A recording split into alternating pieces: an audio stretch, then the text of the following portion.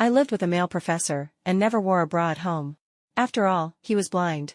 Until one day, a male colleague dropped by with some documents. I barely opened the door before it was kicked shut. The professor threw a coat over me and said calmly, "You should be more careful." With a figure that defined, it's not ideal for outsiders to see. When I first reached Stephen Smith's door, I hesitated. My mom's best friend, Aunt Julie, said the place was big, I wouldn't need to pay rent, and her son was half blind, living together would be safe. Still, it was my first time sharing a roof with a man. When the door opened and I saw a properly dressed man with a white strip of cloth over his eyes, I let out a breath. "Professor Smith, hello.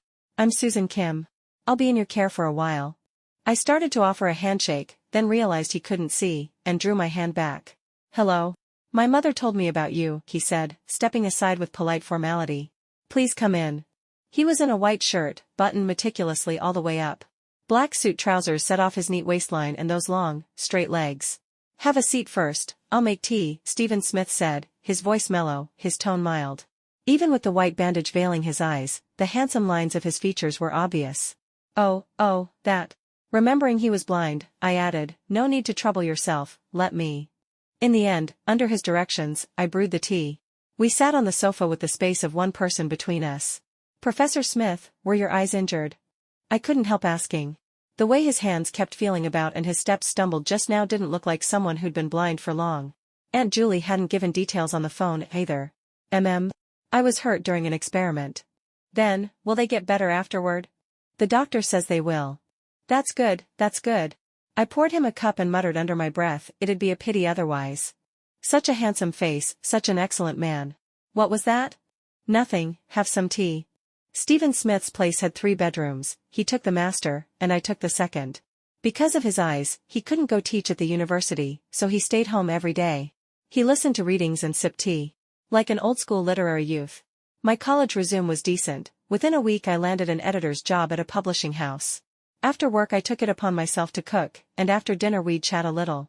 That night, I forgot to bring underwear into the bathroom. I hopped in frustration, then suddenly realized, he can't see. Right, if he can't see, why am I wearing pajamas at all? Even if I stood stark naked in front of him, what would it change? Still, one shouldn't push it. I put on a nightdress and came out braless. Freed from the tyranny of steel rings, bliss. Stephen was on the sofa listening to a book. I flopped onto the sofa and sneaked a look at him. These days I'd accompanied him to the hospital twice. They'd changed his dressing, but the bandage stayed on. The doctor kept stressing that he needed good rest. He closed the audiobook app and tilted his head. "What is it?" "Nothing." "Professor Smith, what do you teach?" "Physical chemistry." "Oh, then there's no way I could take your class even if I crawled on my knees to get in." A faint smile touched his face, he angled his head, genuinely curious. "What do you mean?" Trust a professor, even his questions felt like spring sunlight. "I mean, if I'd had a professor as handsome as you in college, I'd have sat in the front row every time and hounded you with questions after class. It's a pity I'm a humanities girl. Had I known, I would have chosen science." Stephen's smile deepened. "Even if you'd chosen science, I wouldn't necessarily have taught you." "Quite right, Professor." I lowered my head, but what came to mind was what my ex once said, "There's no future in the humanities. I don't know why you bury your face in those books all day." "Susan, may I call you that?" His voice drew me back. "Of course. And you don't have to call me Professor Smith. Over time, Professor sounds awkward. Just call me Stephen." "Ah? All right." Stephen is 27 this year, 4 years older than me. I figured that practically made him an older brother. Over the next 2 weeks, I took Stephen to the hospital several times. The doctor said his eyes were healing well. With luck, he'd regain his sight in about a month. I was sincerely happy for him. But I also thought about the inconveniences of sharing a roof once he could see. At the very least, my braless freedom would be gone. One evening after work, I saw several dessert boxes on the coffee table. Crack. A crisp sound came from the kitchen. My heart jumped. I hurried over. Porcelain shards littered the floor. Stephen stood there at a loss. He was about to move. "Don't move," I called. "Don't cut your feet, I'll handle it." He stood obediently in place like a kid who'd done something wrong. Only after I'd cleaned up the fragments and guided him by the arm to the sofa did he relax. "Sorry to trouble you, Susan." A gentle, cultivated man is irresistible. "It's fine. You didn't hurt yourself, did you?" He said no, but his left hand quietly slipped behind him. I caught it and saw the cut in his palm. Without another word, I fetched the first aid kit and dressed the wound. Maybe because the AC wasn't on, Stephen's cheeks were flushed with heat. Susan, you've gone to the hospital with me so many times. I wanted to cook to thank you. I didn't expect. Oh, it was nothing. Besides, you letting me move and solve my crisis. I should be thanking you. I seldom bandage people, and the wrap looked clumsy. My job's stable now. When your eyes are better, I'll move out and find a place. I won't trouble you anymore. Ah? Oh. Seeing his spirits dip, I changed the subject. And these pastries? I bought them for you. I didn't know what you liked, so I got a few kinds. Perfect. I love sweets. If it weren't so fattening, I'd inhale them every day. The corners of his mouth lifted. You're not fat. How do you know? He paused. I guess. I teased, what if your dear roommate is a 180-pound butterball? My guess is, you're very pretty. Well, not a bad guess. If I weren't pretty, I wouldn't have bagged the icy campus heartthrob, Andy Jordan, back in college. Right then my stomach growled, loud and traitorous. I'll cook, he said. I'll do it. I pressed his shoulder. You rest. I can't just sit and wait to be served. He took my wrist and set my hand down. Let's cook together. I decided I was the chosen one of co-living. My very first roommate was an absolute gem. Courteous, tidy, tolerant, measured. If he were a woman, I'd share a home for life. Pity he was a man. The press hit peak season, the company said we'd be slammed for more than a week. I woke earlier than the chickens and slept later than the dogs, working round the clock. Home near midnight, out again at 6. In that stretch, Stephen and I barely saw each other. So much so that I didn't even realize when his bandage came off. That night when I got home, it was already 11:30. As usual, he'd left the living room light on for me, but his bedroom was dark. Professor Smith always kept a regular schedule. I showered quietly, then came out wrapped in a towel, only to see a man standing in the kitchen. Hey. He turned at the sound. The elegant clarity of his features was finally on full display. I clutched my towel to my chest and instinctively ducked back toward the bathroom. Susan, you're back. He raised a glass toward me. I was thirsty and came out for water. Oh. Can you see now? Not yet, but the doctor says I don't need the medication anymore. I let out a breath, hitched the towel higher, and walked toward him. So, will you be able to see soon? More or less, he paused, then corrected himself. Hard to say. I waved a hand in front of his face, seeing no reaction. I said, if you do start seeing, you have to tell me. Why? I glanced at the proud line of my cleavage, then at my bare, long legs. Why? Because I'm used to freedom, no bra, no constraints. So I can look for a place in advance, I said. Oh. He agreed with a neutral face and a quiet voice, yet those fine-cut features were hard to ignore. Sightless as they were, his eyes had an innocent beauty. Stephen, your eyes are really nice. Thank you. Ugh, didn't we turn on the AC? I asked. It's on. Then why is your face so hot and red, Professor Smith? I couldn't help a mischievous chuckle. Who'd have thought the refined Professor Smith would blush at a compliment? Going to bed, he blurted, setting down his glass in a hurry and heading for his room. Night. I couldn't hold back a laugh. Good night, Professor Smith, walk slowly. After the busy season, life settled back into a rhythm. I spent more time with Stephen again. On weekends, I sprawled on the sofa in the most unladylike poses, playing on my phone and reading novels. My nightdress often bunched at my waist and I couldn't be bothered. At some point, Stephen started wearing sunglasses, saying they kept the light out and protected his eyes. They did, but they also got in the way of my appreciating his face. Sometimes I thought that living like this for a lifetime, plain and steady, might not be so bad. Life, however, had other plans. That day, Andy Jordan sent me a message. Susan, let's find a time to catch up. My brows drew tight. No need. We already broke up. You broke up with me unilaterally. I didn't agree. Huh. I actually laughed from anger. I snapped up from the sofa like a carp. Buddy, breaking up isn't a divorce, no two-party consent required. If I want out, I'm out. Maybe I moved too abruptly and startled Stephen beside me. What's wrong? He asked. Nothing, just an annoying person. My anger hadn't cooled, and my tone was sharp. I didn't even realize. Andy sent another message, fine. Even if we broke up, we can still be friends, right?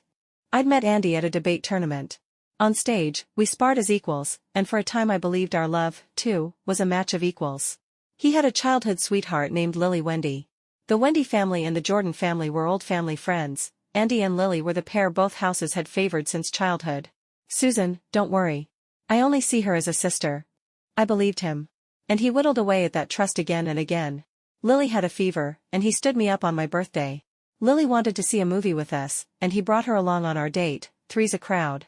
Around graduation, I was so anxious about job hunting that I fell ill. I called him from the hospital while getting in for. He declined the call and texted, "Lily has an interview soon, she's nervous. I'm staying with her. No phone in the lounge. If it's important, we'll talk later." I knew then it was time to leave. Maybe from the very beginning, he'd never belonged to me. I don't want to waste time on something meaningless. After replying, I turned off my phone. I felt a little miserable. At some point Stephen came over and held out his hand. Lying on his palm was a piece of candy. "Have a candy? It'll lift your mood." Something inside me seemed to stir. I took it. My fingertips brushed his palm, warm and smooth. "Thank you." He sat down beside me. It was the first time we'd been this close. I caught the clean scent of lemon on him, cool and soothing. I suddenly wanted to ask him something. "Stephen, why did you choose science in the first place?" "Because I love it, just like you love the humanities." "Huh? How do you know I love literature?" He smiled. "I guess. But I still think studying the humanities isn't as good as studying science." "How could you think that?" "The humanities set direction, science sets momentum. There's no higher or lower between them. I don't understand your moonlight and flowers, and you wouldn't blind yourself in a lab." He pointed at his eyes, laughing. The sunglasses hid most of his gaze, yet the contours that showed were more than captivating enough.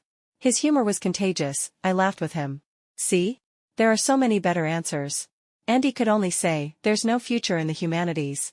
That night I tossed and turned in bed. I kind of liked Stephen. That was an indisputable fact. After I turned Andy down, he had the sense not to contact me again. Life returned to how it was. The only difference was this: why did Stephen blush at the drop of a hat? He blushed at meals, blushed while listening to books, even blushed before bed. Practically any time I saw him, his cheeks were pink. Like a ripe peach. I suspected an allergy and proposed taking him to the hospital. He refused again and again. "I'm just hot." "Buddy, it's October." "Hot, my foot." Suspicious, I searched online. What makes a man blush? Setting aside the serious medical answers, there were the sensational ones. If he blushes around a woman, it means he likes you. He saw something he shouldn't. Smirk. I can attest, after cooking with my girlfriend, when I see her in tight clothes my blood surges, my face goes redder than a monkey's backside. I pursed my lips, closed the page, and deleted the search history. What kind of nonsense was that? A blind man who's never even seen what I look like, fall for me?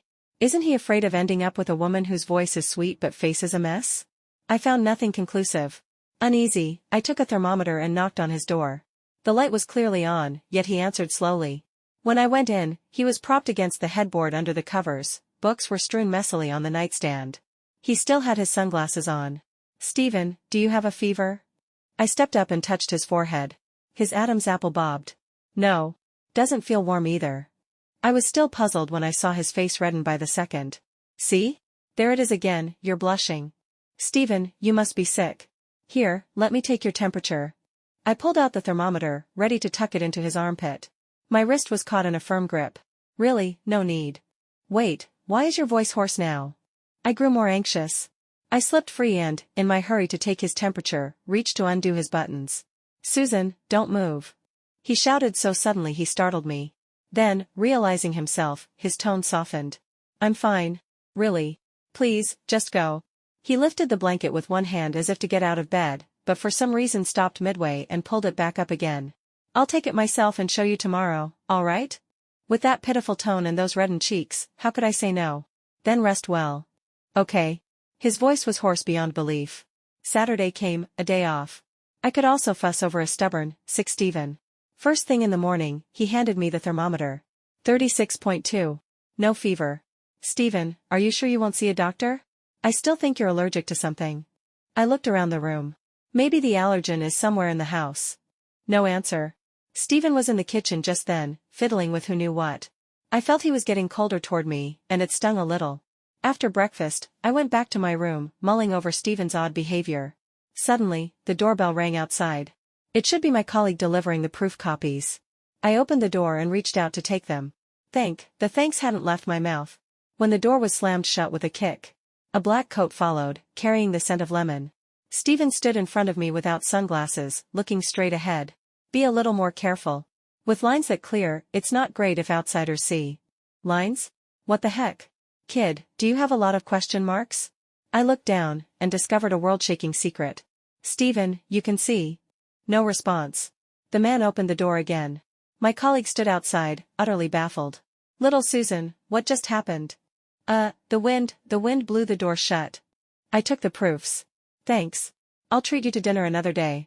When I closed the door, Stephen was already back on the sofa, sunglasses on again, head tipped up, listening to his book. The man adored dress shirts.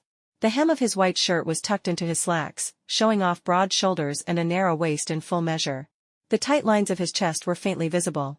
I clutched the coat closed across my chest and walked over, suspicious. Stephen, you can see now. No. Then what did you mean just now? What, clear lines? That.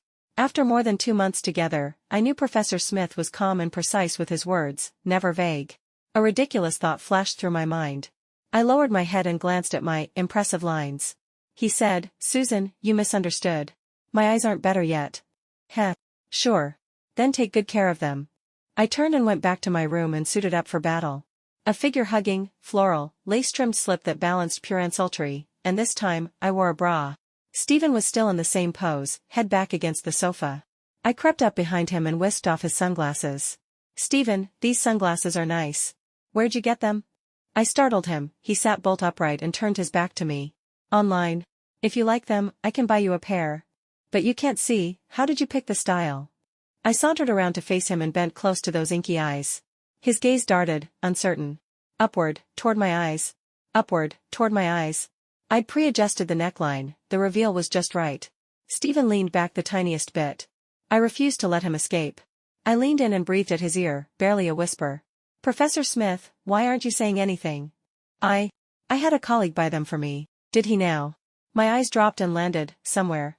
I couldn't help laughing. Stephen, drop the act. Your little brother is saying hello. No sooner had I finished than he steadied my shoulders and, with a firm pressure, brought me upright. He looked straight into my eyes and, in for a penny, in for a pound, said, don't look. Then are you going to keep pretending to be blind? Addled by desire, I grinned and tried to sneak another glance downward. He cupped my face so I couldn't move. No more pretending, Susan. I can see everything. The living room fell utterly silent. I sat on the far left of the sofa, Stephen sat on the far right. When did your sight come back? Not that long ago. When the gauze first came off, I could only make out a little light and shadow. It was only about a week ago that it fully returned. I traced the timeline and recalled my heroic ways at home. If I'd been any bolder, wouldn't he have seen my entire body? Damn it. Why didn't you tell me? Didn't I say that if you could see, you had to tell me right away? It was like our roles had reversed. Now I was the stern professor, he was the student being scolded. I was afraid that if I told you. Enough. I don't want to hear it. I cut him off. I'll find a place and move out as soon as I can. Susan, hear me out. No. I absolutely refuse to live under the same roof with a so-called gentleman who secretly likes peeking at women's bodies, a shameless pervert of a professor. I got up, went back to my room, and slammed the door. I was furious beyond soothing. I opened a rental app and started looking, but there were so few decent places. The cheap ones were too far from the company, the ones near the company were too expensive. Most importantly, given my finances, I could only afford a shared place. But finding another roommate as good as Stephen would be hard. After more than an hour of scrolling, I still hadn't found anything suitable. In a huff, I posted a moment's update and tossed my phone aside. A few minutes later, messages came in on WeChat. Bestie, what's up? Weren't you getting along great with the big professor? Not great now. I'm mad, thanks. Big boss, speechless JPG. Aunt Julie, Susan, did Stephen bully you? If you're aggrieved, tell Auntie, I'll beat him up. No, Auntie. It's just work, I want a place closer to the office. Cute face JPG. And one more, Andy, Susan, why don't you move in with me? I don't live with my parents, I've got 2 bedrooms. If you don't want to share, you can have your own room. I frowned at that, ignored him, and turned off my phone. Around 6 in the evening, the smell of dinner drifted in under the door. Shamelessly, I went out. Susan, let's talk. Fine, let's. I want to hear how you spin this. On the table, cola chicken wings, poached fish, kung pao chicken, sticky rice lotus root. I swallowed and gestured politely. Professor Smith, please begin your sophistry. I didn't tell you because I want to keep living with you. He lowered his head, his voice dropped a register, sounding a little dejected. But you said once my eyes got better, you'd look for another place. At that, the corners of my mouth betrayed me and lifted. A beat later I caught myself and resumed the stern, chilly air of an interrogator. Even so, you could have just told me. Why lie to me? Am I not the gentlest, kindest, most generous, most forgiving roommate from heaven? Would I not understand your difficulty? Stephen looked up, the hint of a smile at his lips. He picked up a chicken wing for me, then reached to serve me more. Stephen, do you like me? The chopsticks he'd lifted to serve me froze midair. I pressed him, do you like me? Yes. I like you. Hearing that, my heart leapt for a few seconds, then settled. I think we need to talk. Stephen had never dated, but I had. I knew a brief flutter wasn't the same as a lasting love. I also knew that liking a person wasn't the same as getting used to a person. He sat up straight, as if to say he was all ears. Humans cling to their comfort zones. We chat every day, eat together, live together, maybe that creates the illusion that we have each other. But that's habit, not love. You need to figure out whether you like me, the person, or the ease and familiarity of being around me. Are you worried about me leaving because you won't see me, or because the steadiness that comes with me will be broken? When novelty hits, everything smells like love. But when the novelty fades, then what? Saying it brought certain memories to mind, and my mood dipped.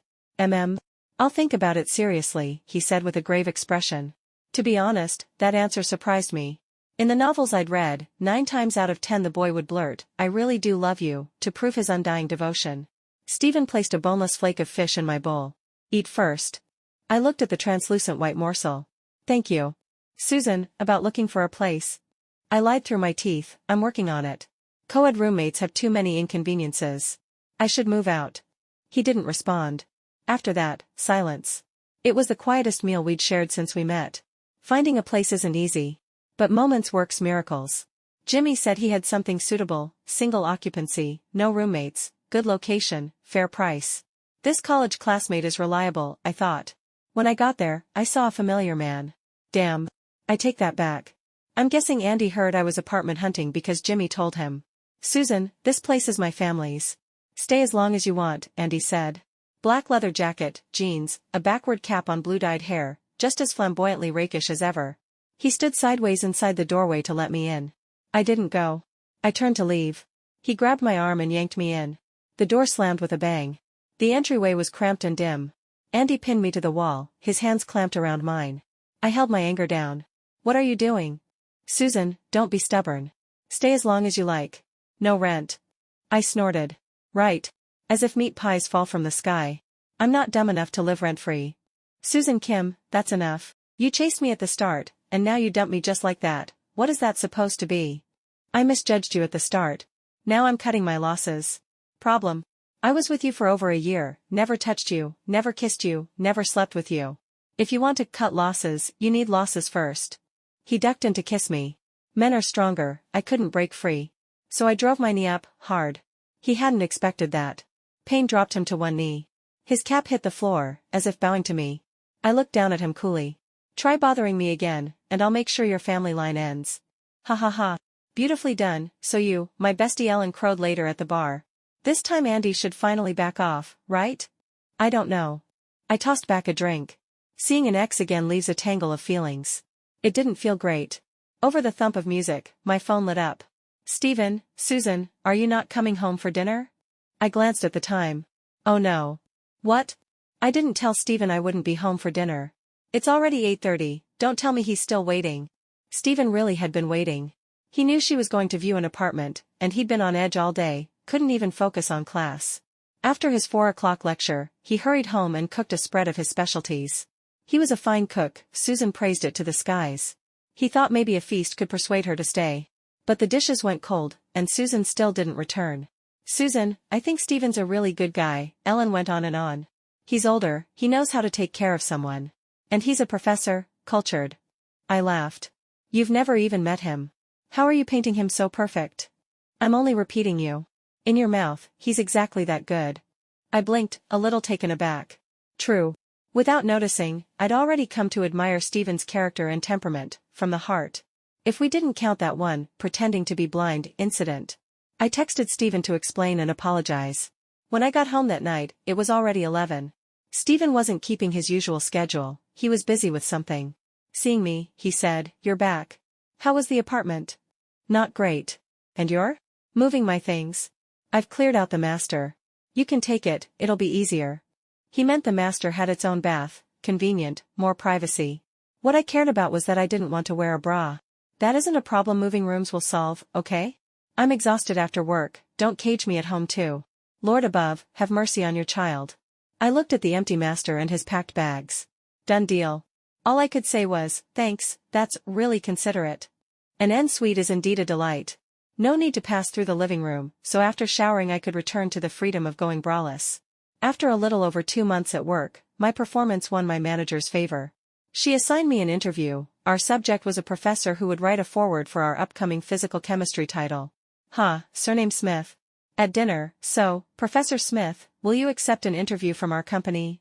His look was gentle. I don't much like interviews. Are you denying your dear roommate's tiny request?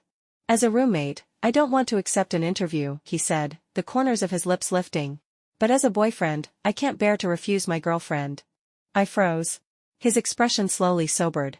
Susan, I thought hard about what you said. There's only one answer, I like you. The way you care for me, the way you work so hard, the way you're bright and free. When I imagine you moving out, a whole day without seeing you, I feel miserable. Susan, teach me, this is love, isn't it? Professor Smith, frowning humbly for guidance, looked like a puppy that had been wronged. It's love, I said, biting my lip. Then, you can court me. This time, I didn't want to be the one to take the initiative. If we had no future, I wouldn't need the ridiculous excuse of having misjudged him. Okay. His brows arched in delight, he placed a piece of red braised pork in my bowl. Ever since your eyesight came back, you keep feeding me. I'm gaining weight. He added another piece. You're not. You're too thin. I remembered the business at hand. So, you'll do the interview? I agree. Rounding up, I'm basically your boyfriend now. What a notion of rounding up. Though it was his first relationship, Stephen was great in every way. Older, thoughtful, a good cook. Felt like I'd found myself a dad. I'm shameless. He courted me for less than a month before I said yes. Mainly because I liked him too. After we got together, we still hadn't gone all the way, but at home I'd returned to my free, braless ways. Sometimes, when a kiss went deep, his hands stopped behaving. If I hadn't witnessed it myself, I'd never have believed those slender, elegant hands that usually handled experiments and turned pages could do so many indecent things. Ellen was wrong. No matter how refined, he was still a man. My braless freedom certainly made it easy for him, but every time we were about to go further, he reined himself in and went to the bathroom alone. It wasn't that I was hell-bent on chastity. In our daily talks, I'd let slip a fear of the unknown. He said he'd wait for me to overcome it slowly. A future thought through doesn't rush the present. Not long after, the company held a dinner to celebrate a few promotions, mine included. It ended earlier than I'd expected. I'm a lightweight, a few glasses and I was tipsy. I sat on a bench outside the restaurant to wait for Stephen to pick me up. Instead of Stephen, 2 drunken thugs arrived first. Hey, pretty girl. Waiting for someone? How about taking a walk with us? I frowned and put more space between us, bluffing with sharp words. Here's a suggestion, move along. Thanks. Oh, we get it. They raked me up and down with sharp eyes. We've got money. They wove toward me with greasy grins. Sickening. I backed up and hit 911. I'd just pressed the second one when a big hand settled lightly on my shoulder. She's with me. Get lost, or she'll make sure your family trees end right here. With someone backing me up, the 2 punks slunk off, cursing. Andy and I sat on the bench with almost 2 seats of space between us. What are you doing here? I asked. Dinner, he said, hunched forward, elbows on knees, head down so I couldn't read his face. You. Company dinner, I said coolly.